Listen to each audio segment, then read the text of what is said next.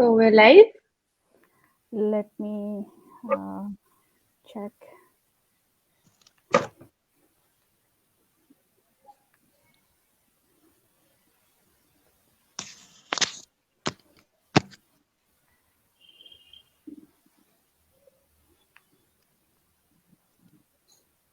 Yes, we are live.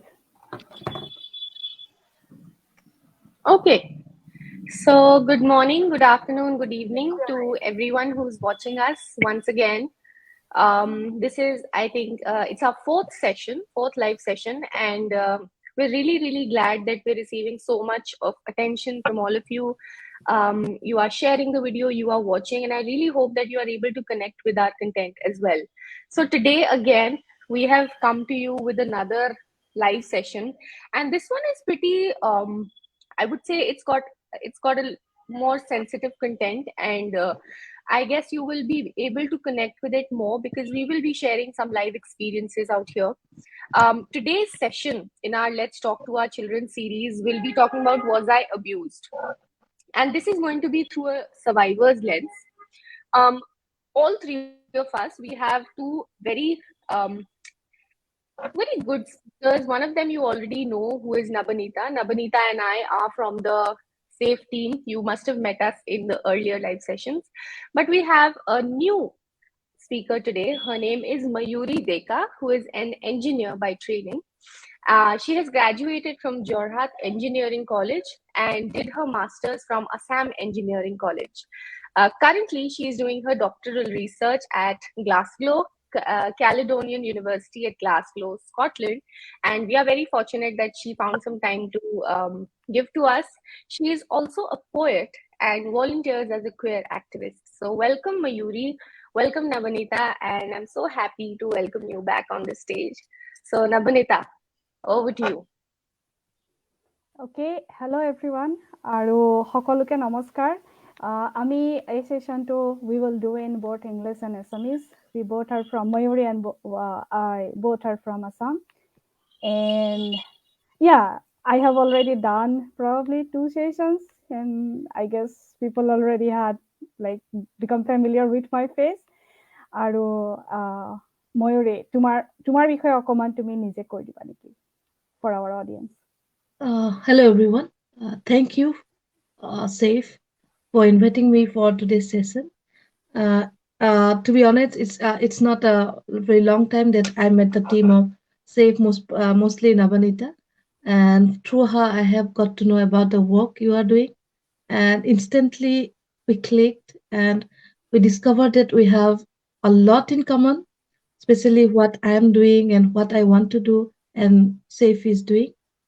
And regarding today's topic, it's a very sensitive one. And in fact, I have worked a little bit in gender based violence. And I know people, and almost all the people, women I have met, they have been abused, they have been molested, they have been harassed sexually. So, this topic is sadly a topic that we can all relate to. And And I believe when there is a trauma, the more we share about it, somehow it heals us. So that's why I am here today to share some of my traumas, because these are not just merely stories, these are traumas and experiences. And that's how I guess we build up solidarity, and probably it will bring awareness. And let's hope, we just hope for that. Thank you. Yes. So yes, Namrata. Yeah, so Mayuri, that was very beautifully put in very few words. And it's kind of unfortunate that many of us, I guess all three of us here, and a lot of our viewers, got to know about sexual assault or sexual harassment only after they had experienced it. Whereas I believe we need a society where we learn about these things through other people but not through their experiences. So I think we need safer spaces, and to do that we are going to talk about a little bit about how this happened, we can't really say why this happened. We are really trying to understand कि ये क्यों होता है, why does this happen, and that's why we're here to share some of our experiences. Like for me, if I were to begin, it happened at a really young age, an age where I was completely protected by my parents, and despite that, I was when I went outside, I was not that safe. So it happened in a park, and there was a form of exhibitionism that happened. Then there was like I was standing in a queue and somebody touched me inappropriately on my chest area or my behind area. And at that moment, I didn't even realize that something wrong was happening. The only emotion that came was numbness or the feeling of being scared. I did not even know what are those emotions. So that is how I came to know what sexual harassment or assault is. And I will be quickly summing up by saying that for a very long time I was embarrassed not to share these experiences. But now, the more that I share, the more confidence I get. I feel happy. I feel I feel privileged that I'm able to share. I get a platform to share and tell you guys that something like this can happen to anyone and everyone. So guys, would you like to take it from here? Yeah, please, Mayuri, go ahead. Yeah, not for today, this session. I was scrolling today. In India, especially, every 24 hours, on average, 77 reported rape cases are there. So while we are talking and discussing about it, somebody is getting raped here. And this number is only for reported one. So we all know unreported cases, we can just double it. Because why unreported cases are there? As for example, when I was a kid, I didn't report to anyone. I didn't tell anyone. And in my case was a bit special because special in the sense I'm not proud of it. I was a trans kid. I was a trans kid. I knew that I was a boy, but I'm in a wrong body. I'm in a girl's body. And that realization made me very lonely amongst my peers, in my family, because I couldn't share it to anyone because I didn't know actually what it was. And everything around me, the socialization, the stigmas, the lack of awareness about LGBTQ community, everything made me to feel that or believe that, actually believe and feel both things came together, that something was wrong with me. So I was constantly already struggling with my body, my mind, my identity as a kid. And during that loneliness, several times abuses happened, harassment happened, and the case it was like that. I used to love to stay with boys, and many a times things became abusive with them, but I didn't realize. I was a really young age, like around maybe 4 years, 5 years, like that, and many elderly friends were there. Some glances, some touches. I realized that those were bad touches. And then I realized another thing, that these bad touches don't come with a gender, It's like it's genderless. It's beyond gender. And later, a bit grown up stage, I reached, and my body body was about to hit puberty. I was getting almost full growth of all my private parts. And then I was molested by one of my very close family members. And in that struggle of identity, the journey and the loneliness, and keeping a happy face, outside, and being an extrovert person, I didn't have to try even to be happy. I was always jolly and happy.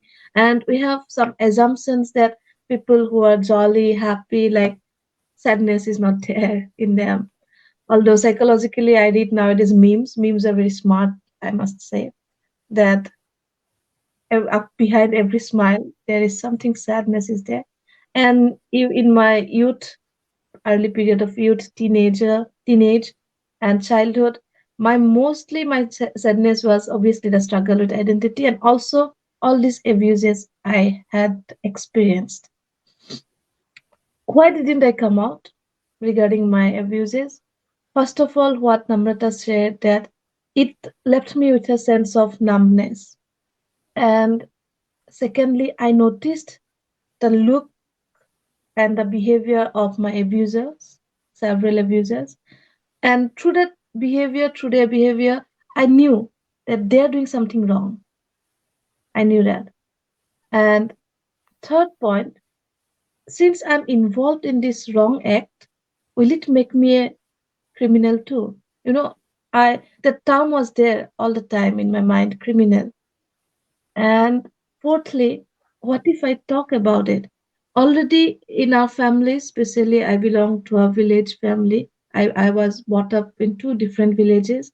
And wherever the grown up people talked about it, when it comes to little bit about romance, sex, and relationship, it's always hushed, like even in a movie or in something on TV comes, they will quickly change the channel, they will switch off the TV, or they will ask us to leave the room. Whereas we needed the awareness.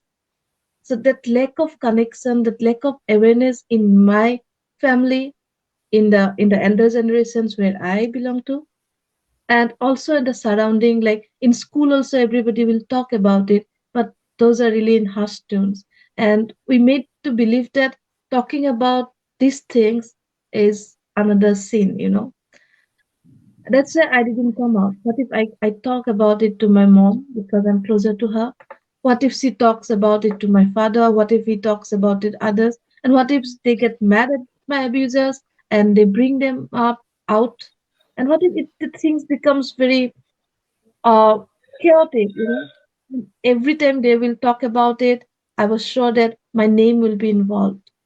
And after experiencing that trauma, I didn't want to relive again because I knew every time they will take my name regarding that case, it is like I am experiencing the trauma again. And I have locked it in the backside of my mind for years and years, decades.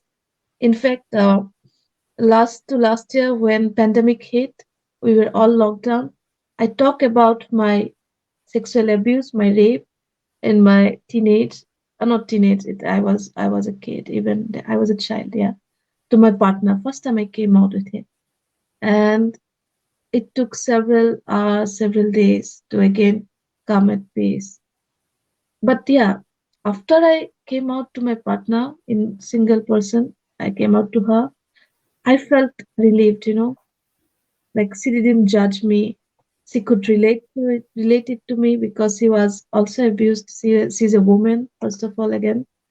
And then I started to write about it. I started to talk about it to my peer group. And we all know, like in Guwahati, even when we travel in city bus, there are designated seats called ladies' seats. That's a different story that I have to sit on the seats. I have to prove that I'm a lady, female body I have it, despite my identity or gender expression. I had to struggle. It's another struggle. Then after somehow I get the seat, then next struggle is how to save my arms, how to save my body parts. That I already am strictly struggling with my body. I'm not accepting my own body. Then someone randomly will come and abuse me in a broad daylight with hundreds of people in the city that everyone is there. You know, we become numb, we become voiceless. That fear of reputation, that fear that involving our names will lead us to some bad reputation. I think that is one of the biggest causes that we don't come up, we don't talk about our sexual abuses. Otherwise, Yes. if we normalize it, I mean, obviously you cannot normalize sexual abuses, you cannot normalize harassment.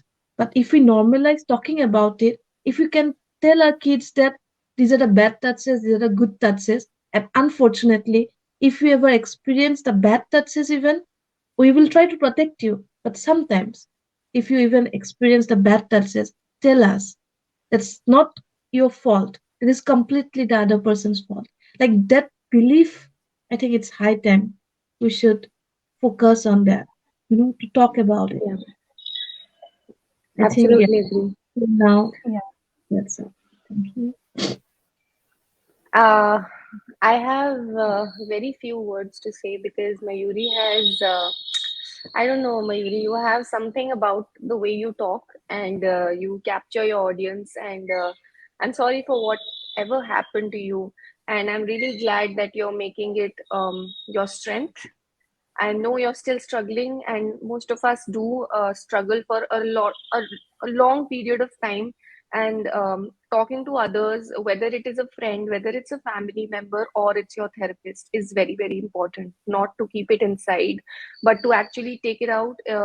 It will actually make you realize that talking to someone does not make you weaker, but actually stronger. And I always tell my friends also that the only way to get through is to get to the end of the tunnel. You will have to go through the darkness, Yep. the trauma. Of course, when you talk about it, there is a lot of re-experiencing, but the only way out is go through it. Yeah. Yep. So thank you so much for sharing. And Nabanita, would you like to share something? Yeah, I think Mayuri has and you already has summed up everything, most of the things. And do you remember, Namrata, in one of our first session, I had experienced one story, some glimpse Yeah. of it, right, about one of my family friend. And Yes. then regarding what Mayuri said, so in our last session with Abha, so she termed it as a silent pandemic, right? I think that fear got induced somehow at a very young age, যে আমি সৰু থাকোঁতে এটা ভয় সুমুৱাই দিয়া হয় আমাৰ মাজত যে लोग क्या कहेंगे, what people will say, ये खराब चीज है, इसको नहीं देखना है. You don't have to see a couple kissing in the TV screen. They will change the scene. And then वो जो I mean like that fear, right, that fear will get induced that you should not talk about it. And then I think you slowly start believing the trust on your peers, right, in your parents, siblings, elders, whatever is around you.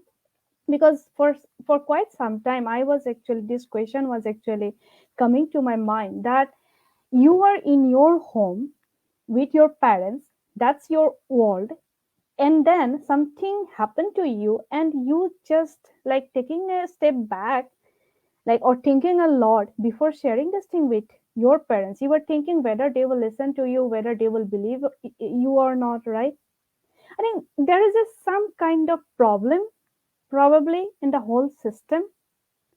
So yeah, I mean, I would like to mention here that we are anyway going to start this series, My Story, to share our own experiences. We have already started with one story, so I will definitely come up with my stories through this phase. So I don't want to take time here, but yeah, I think we need to really think of that why the children do not like to share or do not feel comfortable to share with their parents.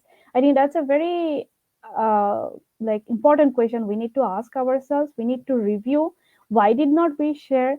For my case, I would say that I shared one incident, and then I was asked to not tell anyone, not to share with everyone, because again the same fear, what लड़की है तो लोग क्या कहेंगे, नाम खराब हो जाएगा, then you have to keep mum.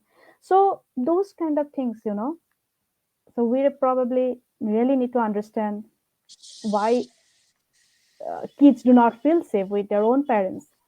Yeah. And I think it's also got to do with the kind of culture we are in, and we give more importance to talking about education and what you're going to do about the future if you have a girlfriend or a boyfriend, but we don't give him enough importance to things that might go wrong with us. We only look at the good side, not the bad side. Yeah. And nowadays, because also like we have Mayuri here who has shared her experience, like her side of the story, to be how what is it like to be trans, and on top of that to tolerate the trauma and grief of harassment or rape.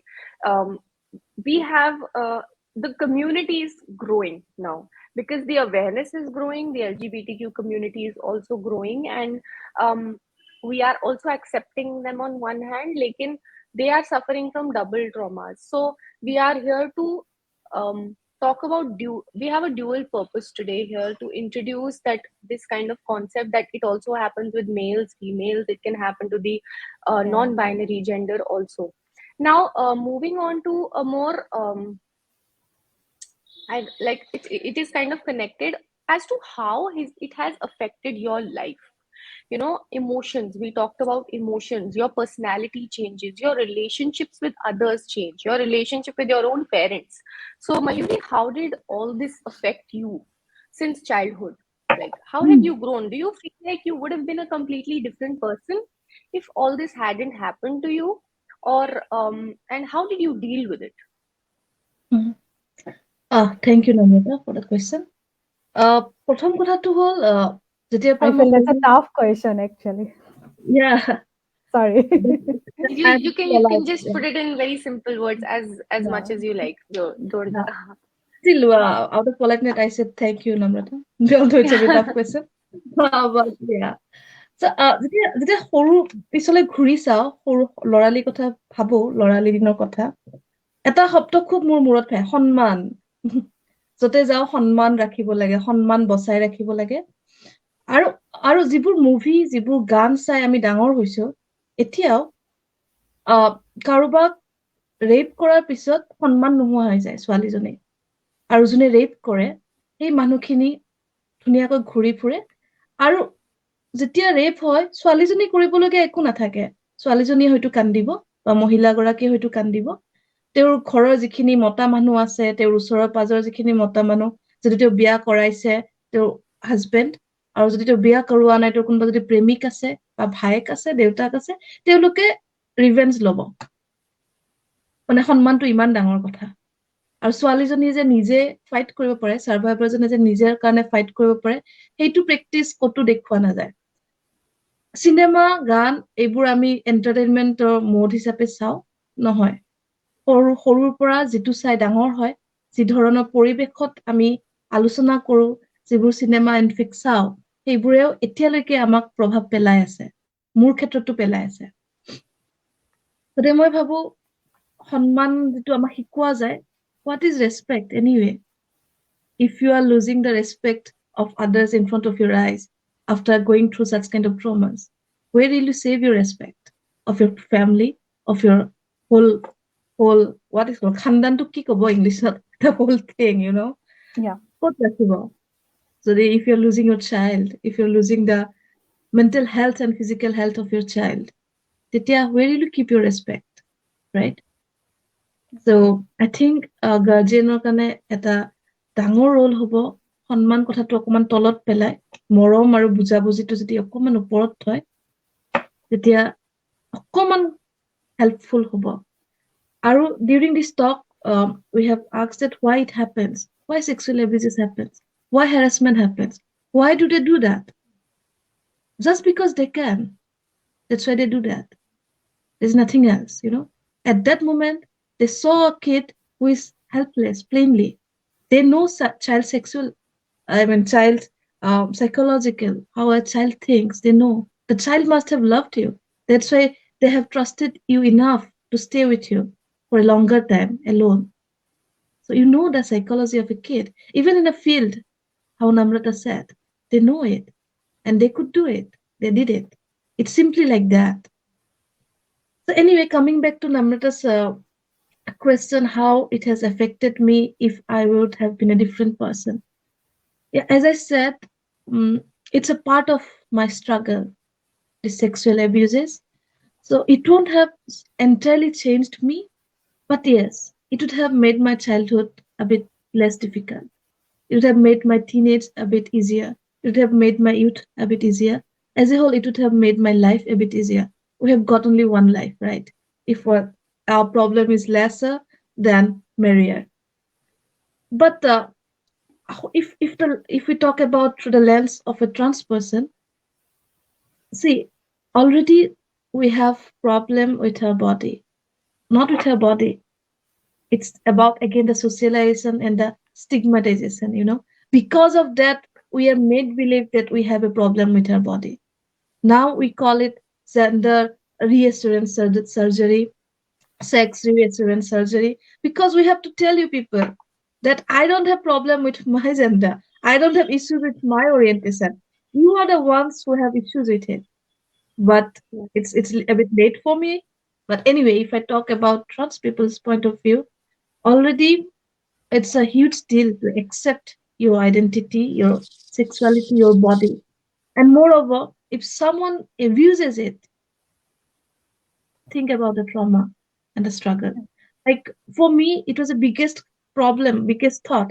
যদি মই কৈ দিওঁ যে মোৰ abuser মোৰ breast to suicide, it will make me more female, it will make me a more of a girl. Whereas I didn't want to be. I was a boy in a wrong body. কথাবোৰ তেনেকুৱাও হৈ যায় আৰু এটা complex এটা আনি দিয়ে complexity এটা আনি দিয়ে আপুনি এটা যাত্ৰাত অলৰেডি আছেই নিজকে প্ৰস্তুত কৰিবলৈ নিজকে একচেপ্ট কৰিবলৈ তাৰ মাজত এনেকুৱা এটা যেতিয়া আনচিন আনফৰবিডেন ঘটনা এটা হৈ যায় তেতিয়া কথাবোৰ আৰু বেছি জটিল হৈ যায় which is totally unnecessary and which is unfair আৰু বহুত সময়ত এনেকুৱা হয় কাৰেক্টেল ৰেপ আছে corrective rape conversion therapy LGBTQI community in fact অসমতে মোৰ নিজৰ খুবেই খুবেই ক্লোজ খুবেই ওচৰৰ বন্ধু বান্ধৱী বন্ধু তেওঁলোকে নিজৰ ফেমিলিত নিজৰ দেউতাকৰ পৰা স্পেচিয়েলি abused হৈছে molested হৈছে আৰু in fact what I said about conversion therapy in fact এগৰাকী টিফিনত ডেইলি দেউতাকে মেডিচিন ইলিগেল মেডিচিন মিহলাই দিছিলে to change their expression what he thought I don't know but to change the way the person was and they Yes. realized it they discovered it and think about the trauma and let's not even go to corrective rape here if it comes from your father if it comes from your mother if it comes from your brother or sister or kin siblings the most important safety factor we carry throughout our life if it breaks down in front of your eyes in a society where same-sex love was still illegal till 2018 it's been merely 3.5 years so you can imagine Yes. so my anger my frustration about my life is not because of how I am. Yes, I have my flaws.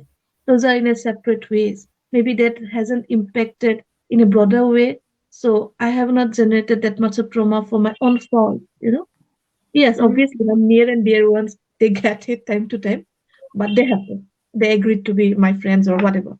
But anyway, this trauma, this darkness that I am carrying with me, I feel this is a stain in my dignity as a human. Identity, orientation, everything comes later. But as a human, this is totally not fair. And I would talk about it.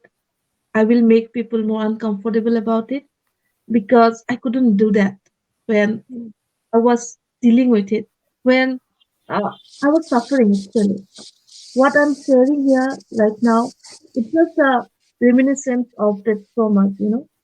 Level. Yes. Maybe it will come back again because it's in Yeah. my subconscious mind here. Psychologist is sitting here, so I won't take all these names. But how I feel about it, maybe someday it will outpour me again. But I have decided I'll talk about it, and it has made me so angry that I don't care anymore. What Yes. people will think. Because if I care for one thing about what people will talk about me, then I have to stop every day. So it has somehow made me this person, whatever I am, broken one, but a bit courageous one. And personality wise, I'm very careful about consent. I'm very careful about my behavior towards my partner. And obviously, I'm not that careful in my family because we are born and brought up that way. But other from my family, I'm really careful how to behave. And I always conscious in a party, um, in a public place, in a clean. That's how I have learned. Thank you. Yes. Thank you so much. And the part that we also the every term that you have used, Mayuri, is like perfectly fitting. And this all comes from experience also. You're pretty well read, and it shows how the way you speak, the terms that you use. And when you talked about anger, the fact that you were so angry that you didn't care anymore. We shouldn't build a society where our children need to be angry and then they need to talk about it. They should be confident enough. They should be like we talk about. I attended this parenting workshop, and over there there were parents of 10-year-olds, 15-year-olds, counselors, teachers, and we voluntarily attended those workshops. And one concept that I clearly remember was that in order to normalize talking about sex or abuse, or let's not even go to the negative side, just to talk about sex, we need to normalize the, like we talk about the digestive system, we talk about the circulatory system. Why don't we talk more about the reproductive system? It is a part, it is a biological need. And when we start talking about this term, we will, start, the children will, of course, there will be a lot of eyebrows that will be raised in schools and stuff. The teachers might not accept it. But I think generation by generation, things will change. And definitely, it takes a lot of time, and it's like a complete revolution that needs to happen. So let's be the carriers of this movement. Yeah. And yeah, I think today's session was, for me also, it was very, very knowledgeable. But for you all as well, if you would want to connect with us, I highly, highly request you to comment below. We would love to have Mayuri again on this platform and talk more. We will have a longer session with her, because I personally really enjoyed this session, and I'm grateful that we got to talk to you. Nabanita, would you like to say something before we start summarizing our session? Yeah, no, actually, Mayuri covered everything, because when she said that the anger, I could so relate to it, that how angry I was. Me too. And when Yeah. you realize that the person, I mean, like the person you believed the most, and then trusted, or you thought he is a good friend of yours, then you realize that when you were like 3 years old, or probably 2.5 years old, you could like barely remember what happened, but you just still remember how the person tricked you know for those kind of things. Those are like really, really can make someone angry. And I would actually like to mention one thing, that the psychological impact, the trauma, and then post traumatic impact, because most of the time we are not at all aware about the psychological impact, and the kind of post incident effect, how this could impact our the later part of life. Because recently what happened yesterday, in 2020, uh, no, recently, basically, I got diagnosed with borderline personality traits. So this was kind of a shock to me, because I knew some of my behaviors, I know it was odd. And then when I realized that this sexual abuse can be a part of this, which I even didn't have any control on it, right? I just got victimized, and then I got something out of these things, which will be with me till my till my last day. So this is a kind of feeling. This is a kind of madness you basically acquire inside yourself. Yes. Like you don't have an answer for it. Whom you gonna ask? The family friend, on the friend, father of my friend, or whom, like your relative. So you just do not know. That's a kind of emotion, that's a kind of feeling, that you were stuck inside a room, a dark room, without a door, and you were just dying to come out of this room, but you just do not Yeah. know, because there is no door at all. So I think every parents, every teacher, they should really, really become supportive and aware. And because last session also Abha mentioned about thing, right, that when she talked to some of her friends, then she got to know that parents with girls, they become really aware. They started talking with the girl child about all this abuse and assault, but not the parents with boys. They Yeah. are aware, but not yet aware at that level that they would talk with their guys, assuming that those things won't happen to their boys. But believe me, recently for this my story, when I'm talking to boys, male basically, let's say not going to other genders, I'm saying just males. So believe me, the kind of hesitation, the kind of that resentment, that no, I do not want to talk, okay, let's forget it, no, it may create a problem now, okay. So that's really sad basically. That's really painful to see that emotion. Yeah, that's what it Yeah. is. And like you mentioned about the silent pandemic, the what we talked about, mental health pandemic Yeah. was also not was, it's very very near, because after the COVID so much has happened, and um mm, everything is related to mental health. Like everything that is happening to you today, whether it's positive or negative, it is associated with your mental health. So to all the parents, like why is the series called let's talk to our children? It's Yes. because we need to talk about these issues, and I'm very very proud of the fact that we came up with this concept, that we're starting with children. They are the building blocks, and parents need to be more aware, because times are not getting better, they're just getting darker and darker. There is a whole other world, a very dark world out there, which you might not even know about. So it's like an iceberg. You just see the tip of the iceberg. There is so much more. So it's, you cannot be with your kids throughout their life. They need to grow up, get out of their shells. So it's better to give them the weapons, the tools to deal with it, rather than keeping them in a bubble for the Yes. rest of their lives. And yes. So Mayuri, would you like to say some last Mm. few comments? Yeah. Yeah, like save your child today if you can right now before they go away, tomorrow. That's it. Yes. Thank you. Thank you so much. Again, I would like request everyone that the comment section is open for all of you. We are here to talk to you. If you would like to connect with us personally, we are here, and we have already shared Mayuri's social handle, LinkedIn handle. But if she would, we would also share her other handles if you would like to connect with her. She is I would say she's an activist, and she talks about these issues. So if you would like to know more, if you would like to share more, you can also connect with her or with us on Instagram and Facebook. So Nabanita, I think we can close the session Yes. now. Yes. Yes. Yes. Yes. This is, and we are again coming probably around 12 to March Yes. with another session. And yeah, Yeah.